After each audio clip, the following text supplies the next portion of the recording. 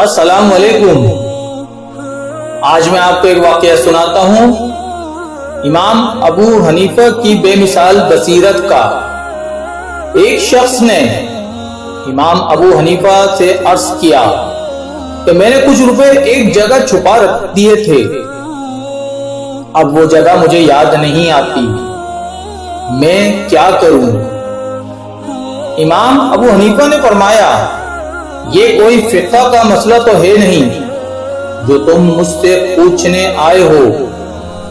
پھر جب اس شخص نے زیادہ اصرار کیا تو امام ابو حنیفہ نے کہا کہ آج تمام رات تم نماز پڑھو، انشاءاللہ اللہ کوئی صورت پیدا کر دیں گے۔ اس شخص نے رات کو نماز پڑھنا شروع ہی کیا کہ اسے یاد آ گیا کہ اس نے روپے کہاں رکھے تھے، اور وہ نماز چھوڑ کر وہ روپے نکالنے کے لیے چلا گیا۔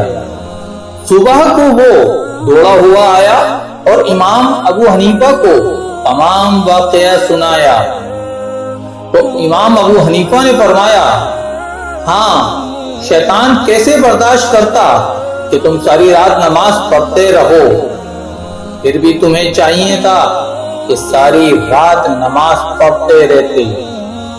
قربان جائیں امام اعظم ابو حنیفہ کی بصیرت پر کہ کیسا عظیم مثال حل تجویز فرمایا کہ اس شخص کا کام بھی ہو گیا اور نماز کی تلقین بھی فرما دی۔ میرے دوستو اور عزیزو، آپ کو یہ واقعہ جیسا لگا ہو کمنٹ باکس میں لازمی بتائیے گا، پسند آیا ہو تو لائک، شیئر اور سبسکرائب لازمی کیجیے گا۔